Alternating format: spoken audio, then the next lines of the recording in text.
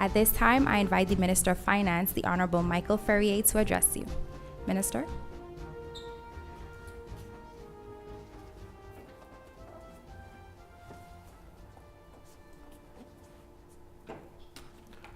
Good morning, members of the press, colleagues, ladies and gentlemen, wherever you are listening to us. Couple of things.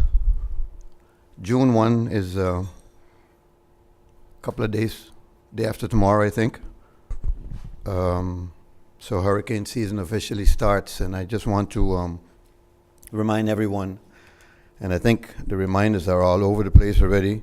We kind of dreaded this day to come because it reminds us that we are entering the 2018 hurricane season. As government, we cannot emphasize enough for everyone to get as ready as they can be.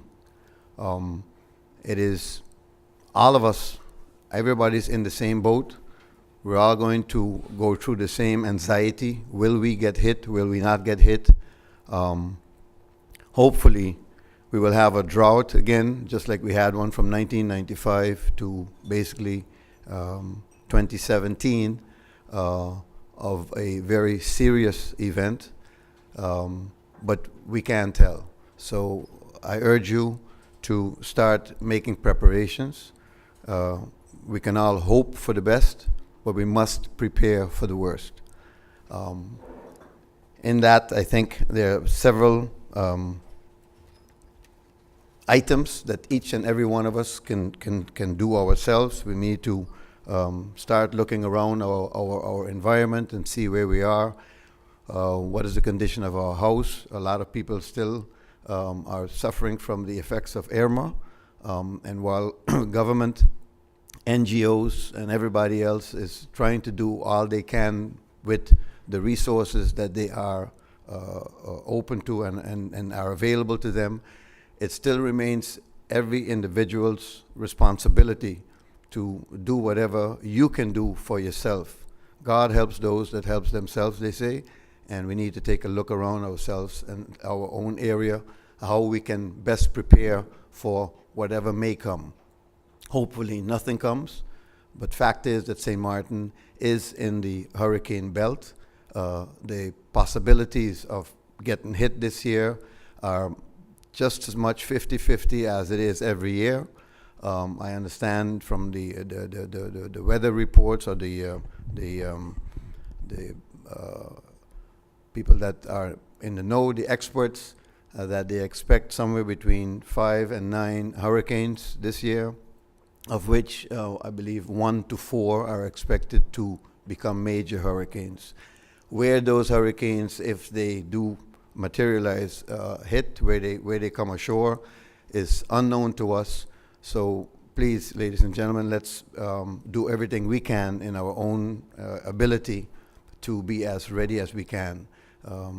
Take a look at what your house, what your living conditions are all about, how they are today. Identify a safe room in your house where you think you'll be able to end up being safe in case of a hurricane. Make sure you have the appropriate amount of items in the house that you will need to carry you through 3, 4, 5 days after a hurricane: water, canned foods, etc., etc.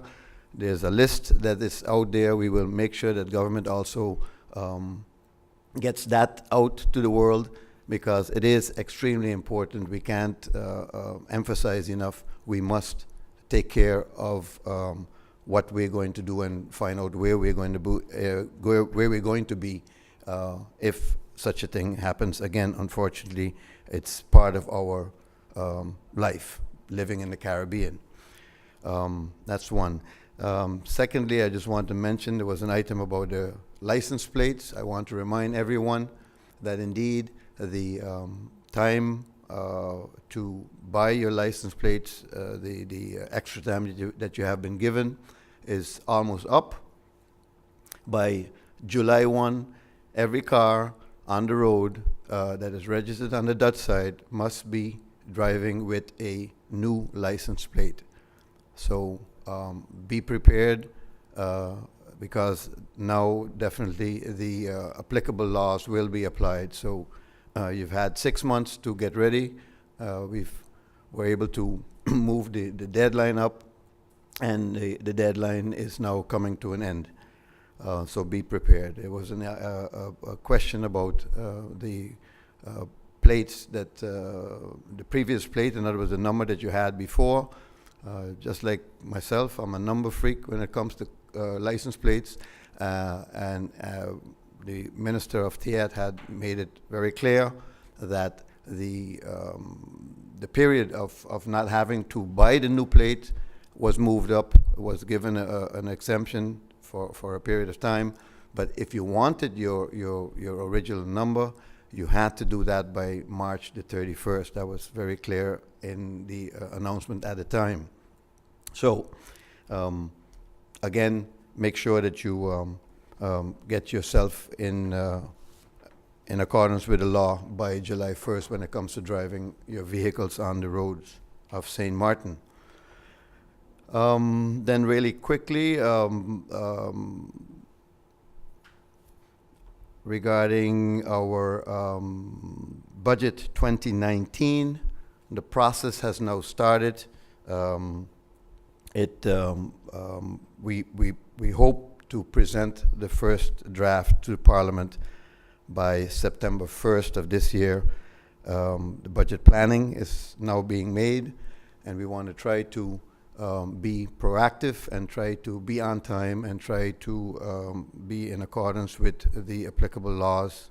So know that within the organization, the process of Budget 2019 has now been started.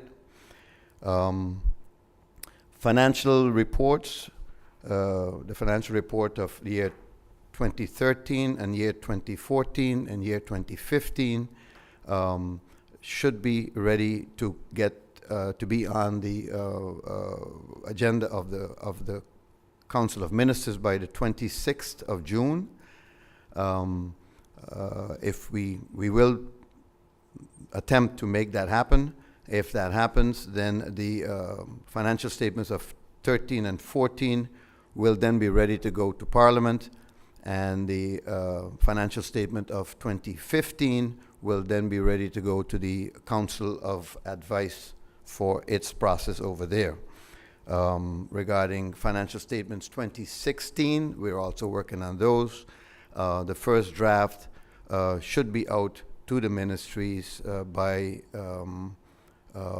has been sent out right now, and by July 15th we hope to have the first draft of the financial statement 2016 on the agenda of the Council of Ministers for this year. So that, I believe, covers what I want to discuss really quickly right now. Just also to let you know, we're working on the picture of the liquidity support that we're going to need during the year. As we know, the budget has been approved with a gaping hole of 197 million guilders. That doesn't mean to say that liquidity-wise we will need 197 million. It'll probably be less. We see some better results for the beginning of the year already, where we seem to have a slight improvement over what we expected for income to government, and we've managed to reduce some expenses to such an extent that the expenditure side has come in lower up to now than was predicted. So liquidity-wise, we may need less than what we anticipated, and the way we work in that is as liquidity support will have to come from the Kingdom, from Holland, in the form of whatever loans or grants. We don't expect grants. We would like to see them as grants, but at least loans. And the way we're going to approach is, instead of asking for one big amount, we're going to try to do that on a quarterly basis. We will be reporting on a monthly basis in accordance with the conditions that were set by the Rijksministerraad in Holland, for us to be able to submit a budget with a deficit. We are going to be making monthly reports to the Kingdom Council of Ministers, and then quarterly we will be requesting the liquidity support that we need by quarter, which will give us a better idea of the actual amount. We don't want to borrow more money than we have to, because any amount that we borrow is an added burden to our children and our children's children.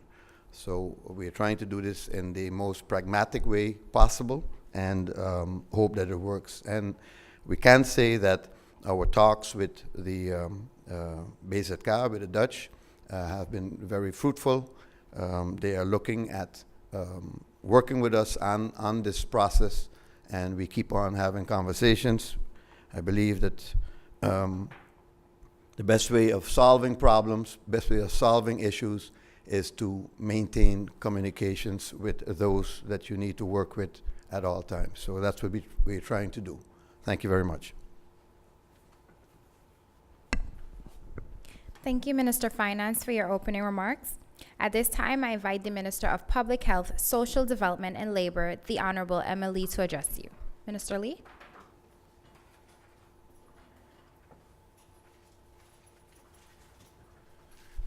Good morning, members of the media, fellow Council of Minister members, and those listening by radio, television, or internet. I have 3 topics that I'm going to touch on.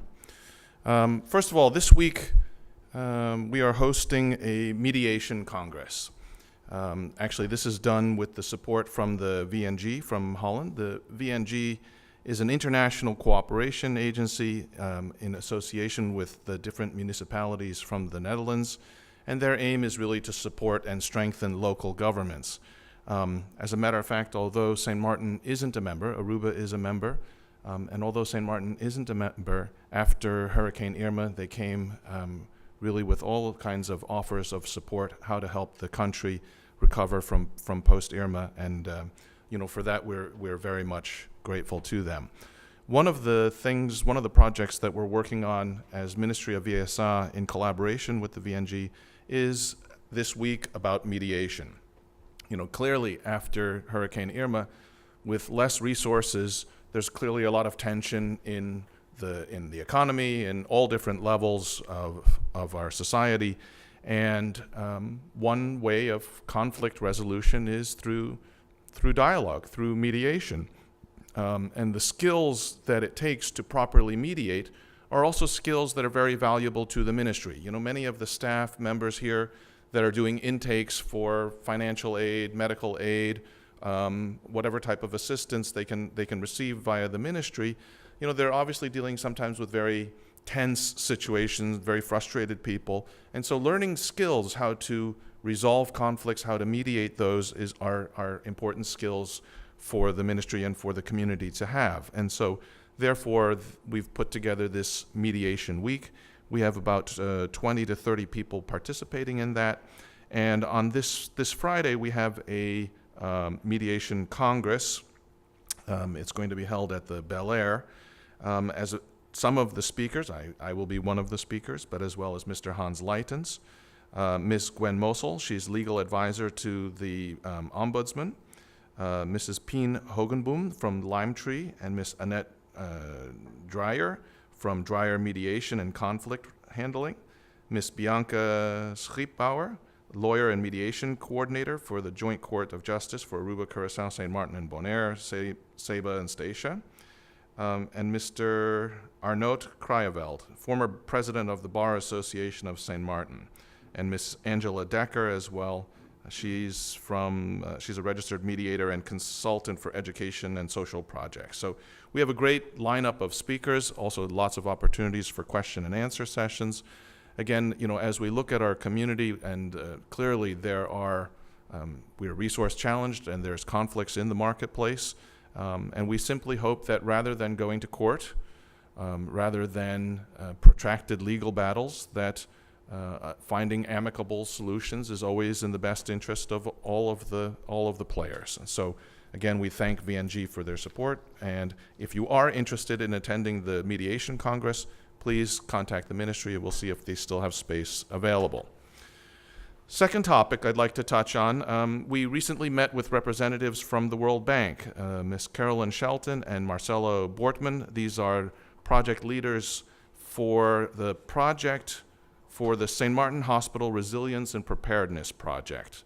They're in charge of putting together the PAD, what is called a project appraisal document. So every project that is funded via the World Bank has to have this project appraisal document written. So we made a presentation to them. Actually, there were representatives from the tripartite, the Health Tripartite Committee. So that means SZV, government, and the hospital were there. We made an in-depth presentation to them, as well as gave them a tour of the hospital.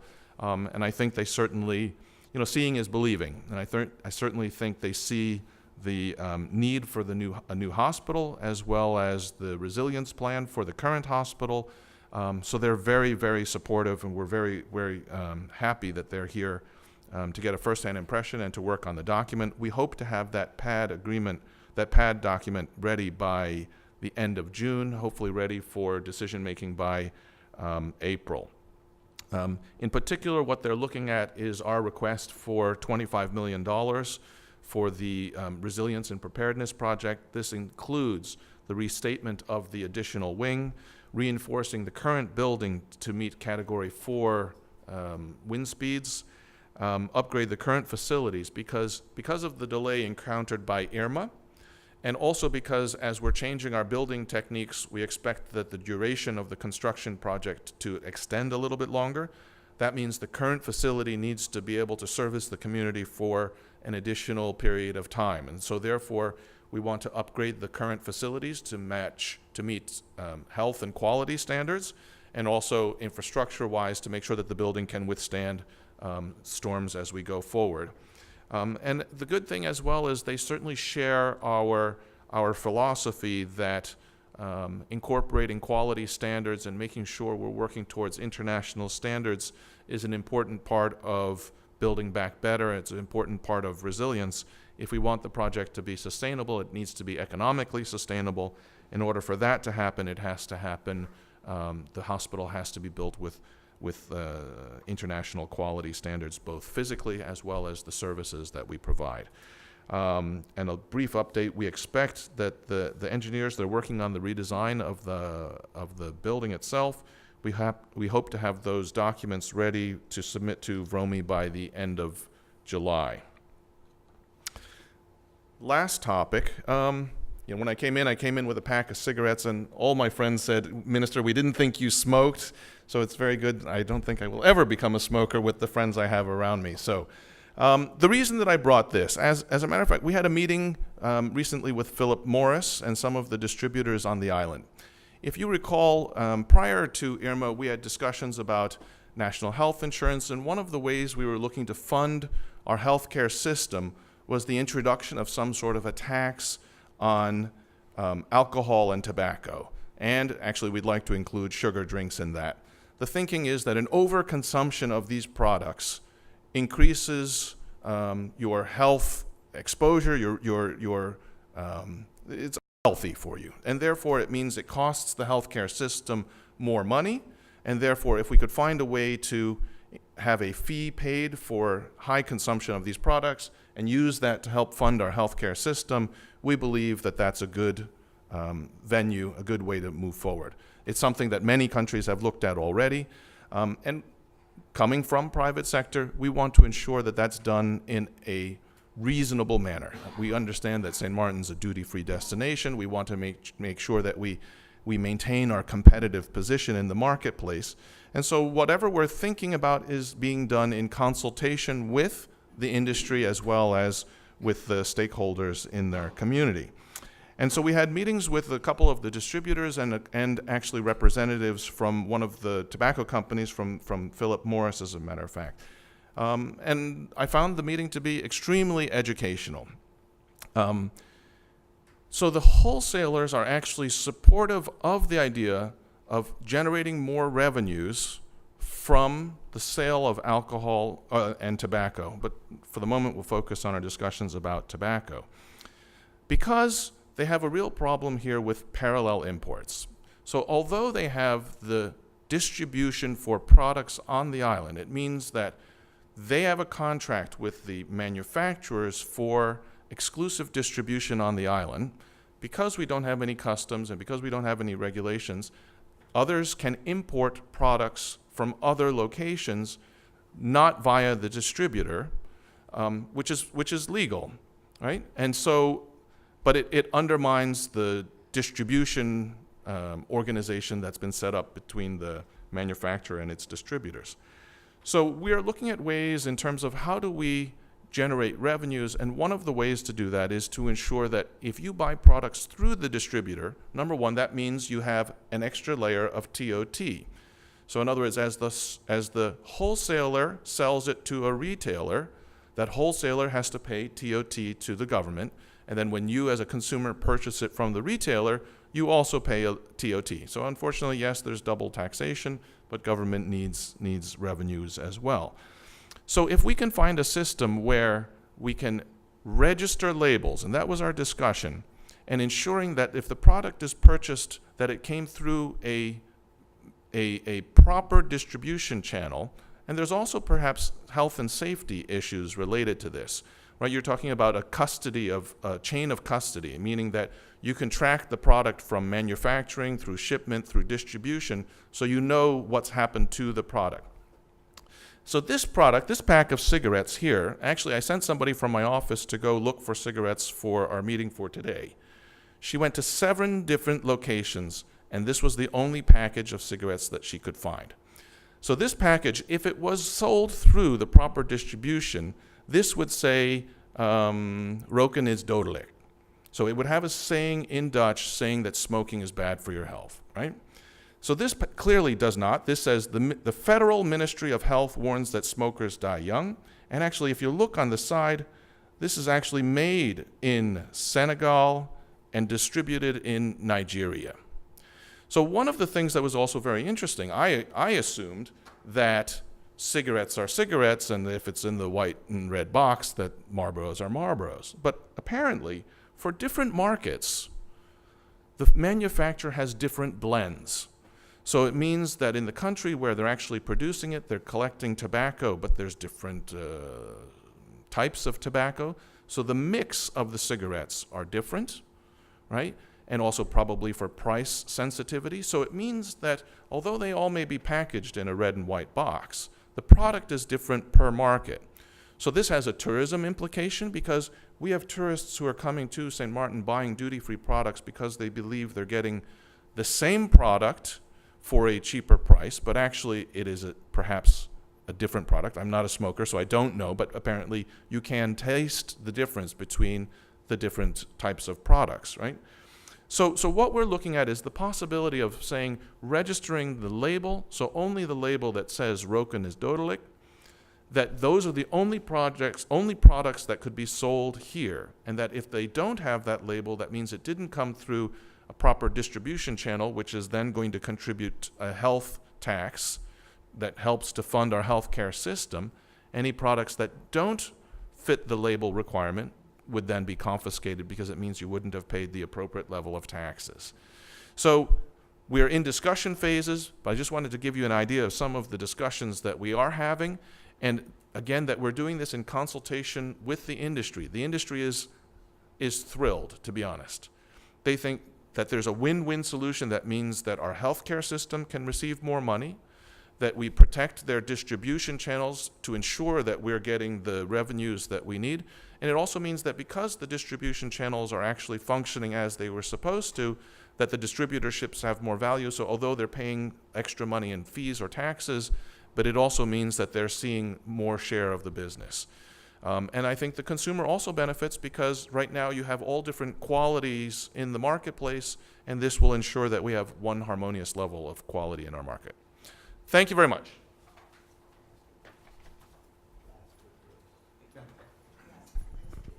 Thank you, Minister Lee, for your opening remarks. At this time, I invite the Prime Minister and Minister of General Affairs, the Honorable Leona Romeo Marlin, to address you. Prime Minister. Good morning to all, my colleagues, members of the press. Good morning, St. Martin. I will first start by stating the absence of the Minister of Justice and Acting Minister of TEAT, Minister Cornelius de Wever. He had to depart because he had a meeting with the Dutch representatives about the prison. Additionally, the absence of the Minister of Vromi. He's attending a funeral of a close family member, so both send their sincere excuses. My notice for today goes as follows. In the next 2 days, on June 1st, the hurricane season will begin. As our annual theme reminds us, it only takes one to have a terrible season. Thus, like the Minister of Finance, I'm calling on the entire community. This includes businesses and individual households to make the necessary preparations for this year's hurricane season. I would like to take the opportunity to publicly thank all the ESF coordinators and stakeholders that participated and presented their plans for 2018 at the Disaster Preparedness Conference that was held on Thursday and Friday of last week. The conference was deemed a success as it accomplished the objective of bringing together both internal and external agencies to have open discussions and presentations that will ultimately lead to improvement and a plan that will be available as a reference manual for the entire community. Following the conference, the focus has now shifted to the completion of the National Disaster Plan for 2018 and the further working out of the preparations plan for each EFSF groups represented in the EOC, which is the Emergency Operations Center. These adjustments are based on the constructive recommendations shared at the 2-day disaster conference. Additional to the National Disaster Plan, the community of St. Martin can expect to hear and see regular and consistent communication throughout the hurricane season that will be a result of the communication plan to be executed by the Department of Communication, DCOM. In the next coming days, I will be formally speaking to the nation when I present the annual National Hurricane Season Address on June 1st. These are my announcements for today. Thank you, Prime Minister, for your opening remarks. If you have just joined us, you are watching the live Council of Ministers press briefing. We now go over to the question and answer session.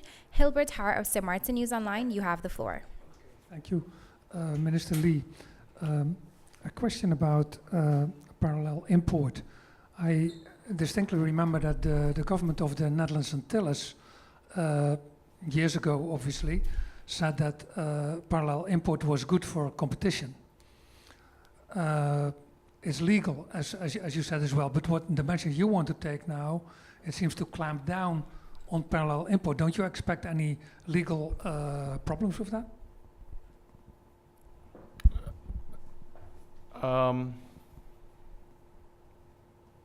We are still in the developmental phase.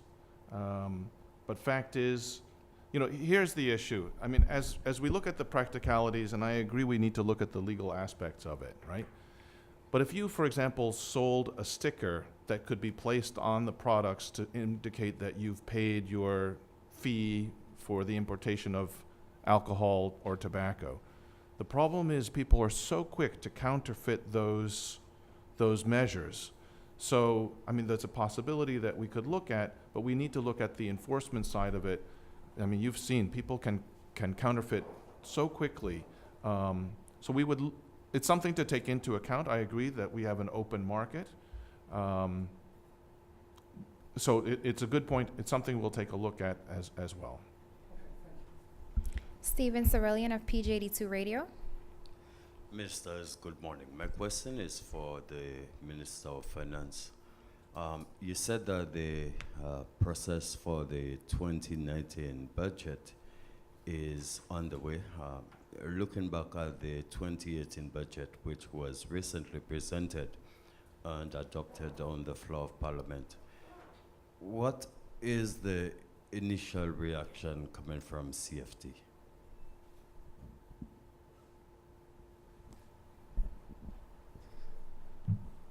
The initial reaction of CFT on 2018, that has been, they already gave their advice about that. Don't forget, we had the approval because of first bringing a budget that had a gaping hole in it, which is not allowed.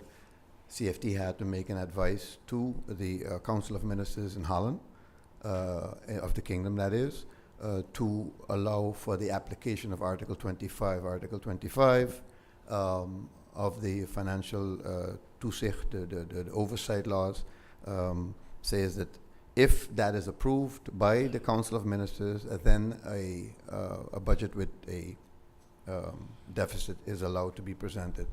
And so that was requested. It was recommended by the CFT to do that, and ultimately, I believe it was on the 27th of March, we got that approval. So that process has been completed for 2018. Thank you, Minister Ferrier. Lyndon Brown of BCN-TV, you have the floor. Good morning to the people of St. Martin and the ministers that are present here today. Question to Minister Lee. The people are very concerned. You mentioned last week that you'll be given 1-year permit for people who file for people to come to work here in St. Martin. But there are people who are living here and are working who do not have no legal document. Can they fit in that slot? Meaning get this opportunity to also file for their papers? Just for clarity, the permit that we spoke about last week was related to projects. So in other words, they are tied to a specific project. So the expedited process that we were looking at was tied in particular to larger reconstruction projects. What you're speaking about is the numbers of undocumented people who are currently living here. And we recognize that it's an issue. It was an issue before Irma, and I think it's probably a bigger issue now. And certainly it's something that we're taking into consideration in terms of what are their contributions. So, we've gotten a number of inquiries, and I want to make sure that everyone is clear. The way that our regulations, our laws work, although you're undocumented, you are still obligated actually, and I realize it's a bit of a conundrum here, but you're still obligated to pay your taxes and actually still obligated to register and pay your social premiums at SZV. That is possible still, right? So we recognize that in this reconstruction period, perhaps we need to be a little bit more flexible, a little bit more cognizant of what's happening, but actually it doesn't remove the obligation for you to pay your taxes and to pay your fees to SZV. So I think as government is looking how we're going to move forward with our reconstruction process and how we deal with these people that are here, fact is they should be as compliant and as legal as possible. And certainly it's one of the topics that the Council of Ministers is looking at. How do we realistically deal with the problem? And the same conversation, you're going to blame the person to employ them? There should be some consultation with these people who are not documented. At least invite their bosses to come in for some consultation? It's my opinion, especially for those that we're talking about who are in the construction field, the reconstruction industries, right? There's no reason that they shouldn't apply for work permits. We receive very few permits related to construction.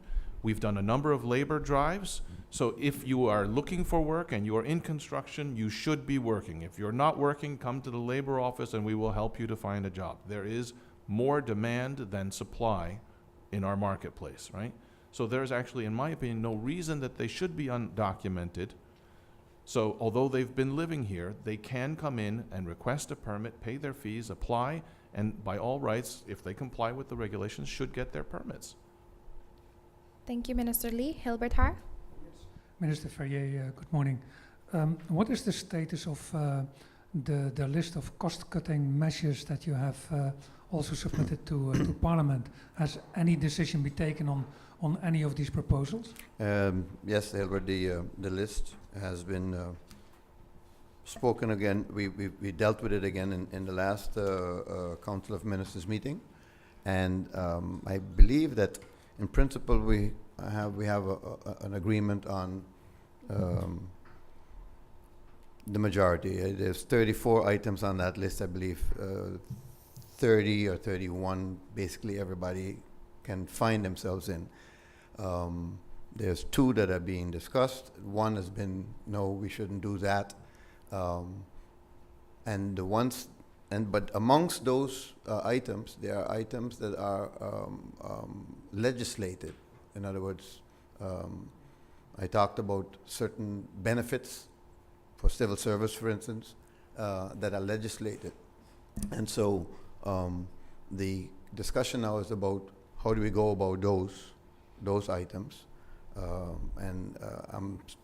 I wish I could make that list available to you right now, because then you have it. Oh, good. Well, then, you know, I know that it's been in different areas in Parliament and stuff like that. So if you have that list, you can see that on the list, there are certain items where I talk about freezing of certain benefits.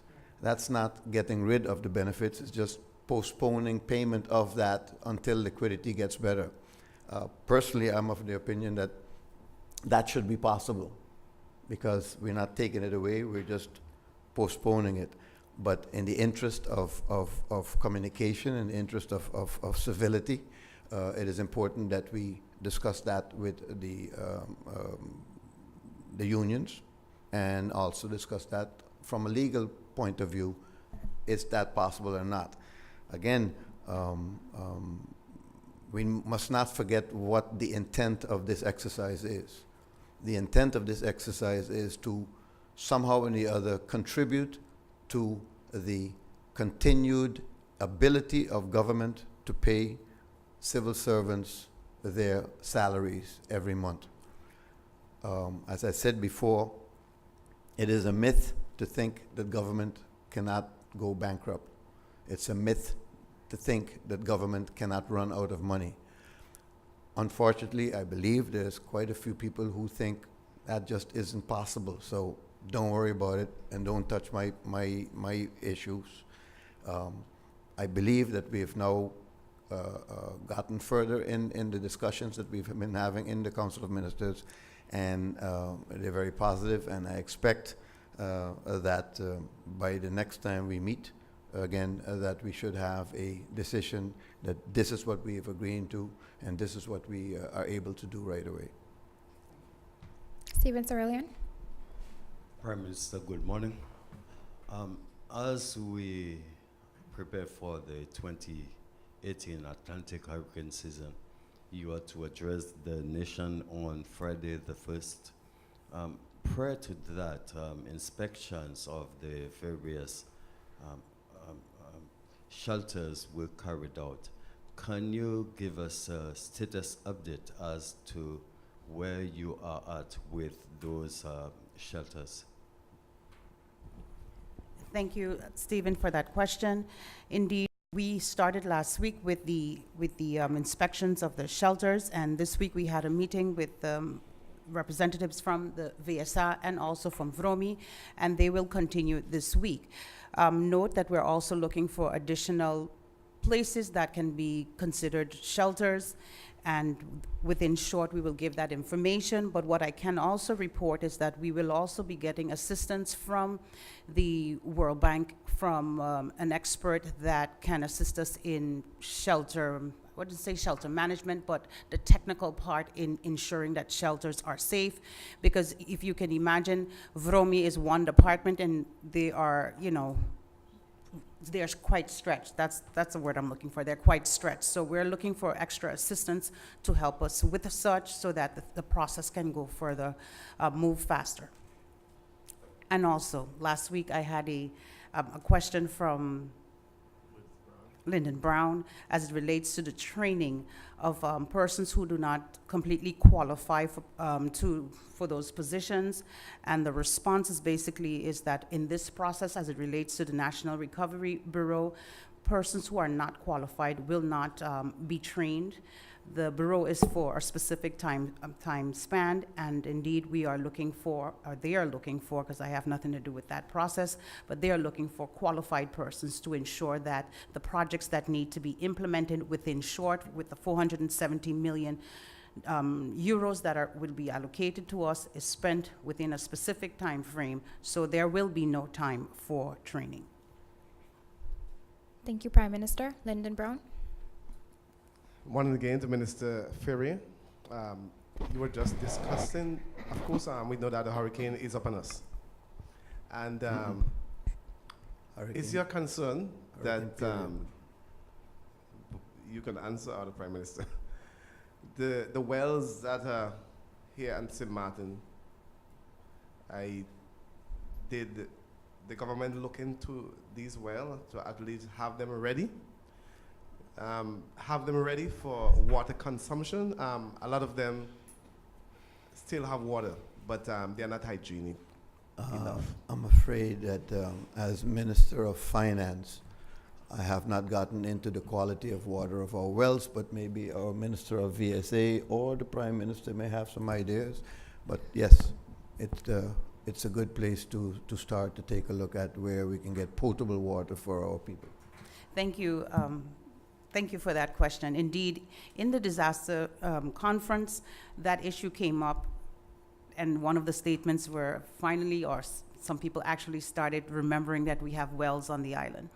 And one of the things that was discussed is protecting the wells to ensure that adequate water can be distributed amongst the community within a specific time period. And I'm sure that within short, and making sure, they're not going to use that for drinking water, but I'm sure in collaboration with the VSA department responsible for health, we will look into that specific matter as it relates to how we will treat that water. Of course, GB will be part of it as well. So the idea of the conference was to identify specific things that were probably overlooked in the past, and the wells are of priority because that also was an issue that came up in the last conference. Thank you, Prime Minister. Hilbert Har, you have the floor.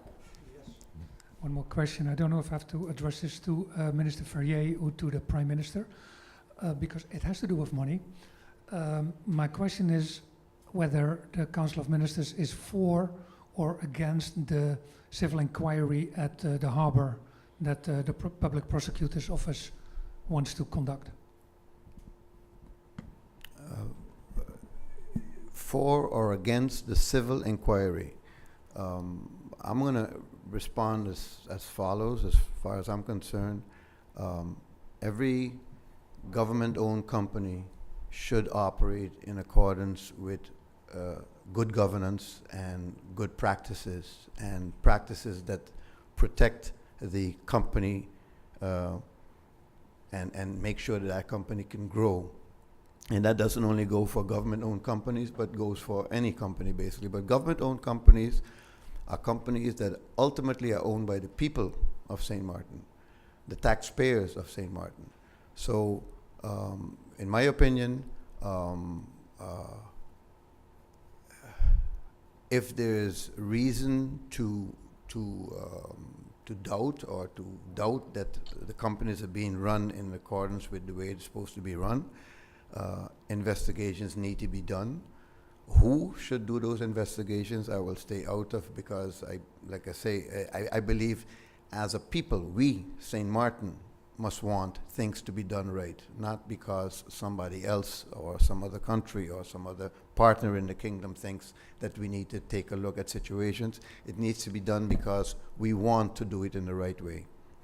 So I don't have answered your question, but I believe that if there is reason to doubt that the company, that particular company, was being run in the interest of the people of St. Martin, then it needs to be investigated and let the chips fall where they may. I take it as full. I take it as full. You know, again, this, like I say again, you take it however you want it to be. I say again, if there is reason and solid reason, not innuendo, not how do you call it, rumors, not because that happens a lot in our community. People's names get destroyed because rumors are brought out, and this phenomenon called Facebook is basically the social media, right? To me, it definitely has its positives, and old friends get to find each other again, but the need of some people in our community, in all communities, but here on St. Martin, a tremendous amount, I find, from what I hear, because I don't spend that much time in social media. I find it is very disruptive. I find it is rumor mongering is just wrong, and definitely throwing out stuff and see where it will stick with regards to a person's reputation is absolutely unacceptable to me. So when anybody, a prosecutor or anybody, starts an investigation, it better be because they have solid information that could lead to a possible conclusion that shows that indeed the companies are being run wrong. So I leave it again at, if something is done that they can prove, that's one thing. The other thing is, I hope also that the prosecutor and anybody else who does investigations, if they find that ultimately nothing was wrong, that they come out and say so, because that too not always happens, where people's name get destroyed and then nobody comes back and says, oops, we made a mistake and we're sorry. St. Martin is a small community, and we need to protect each other as much as we can. But again, if you have butter on your head, then try not to go out in the sun. Thank you, Minister Ferrier. Stephen Cerulean. My question is for the Minister of Finance. Minister, some 3 weeks ago, you said that the selection process for a candidate or candidates for the central bank to occupy the position of president would have started. How far is that process now? I have to this time say that the process is ongoing, and it's out of the hands of the representatives of the countries that are in the that are the owners basically of the central bank. It's in the hands of the supervisory board where it belongs, so I need to leave it at that. I do not know where it's at. They will come to us when they have decided which candidate to put forward. Thank you, Minister Ferrier. Lyndon Brown, your final question. Question to Minister Lee. There's a group that's going around in the community emphasizing on mosquito breeding. So far, what is their finding? Lyndon, thank you. Yes, the ministry, we are very active in terms of ensuring that there are not mosquito breeding sites. As we all know, there's still quite a bit of debris around the island from Hurricane Irma. Much of that debris are potential breeding sites for mosquitoes, and given that we're coming into the rainy season and we want to prevent and try and get ahead of, chikungunya, dengue, all of those things that are diseases carried by mosquitoes, we wanted to try and eliminate the breeding sites. But unfortunately, we are still finding that there's a lot of debris around the island that serves as breeding sites, and therefore we expect to see an increase in mosquito population. And so we're trying to get ahead of it, but it is a challenge. and if I might just quickly, thinking a little bit, Hilbert, about your question earlier about parallel imports. One of the problems that I have is that when you check the prices on the products, their price is the same. So you are actually importing a different product but selling it for the same price. And I don't think that's the intention when we talk about competition, right? And we have it as well, I've seen it before with electronics, that people are taking refurbished electronics and selling them as new. So I think that's an important distinction we need to make. One of the issues is you're selling based on a brand and a certain reputation, but via an unintended distribution channel, you're selling a different product that was intended for the market, but at the same price. And I think just by one of the reasons for today's conference is to educate the public. If you want to buy cigarettes from Nigeria, then buy the ones that have this label. If you want to buy ones that were intended for this market, buy the one with the Dutch slogan, the Dutch warning on it. Thank you.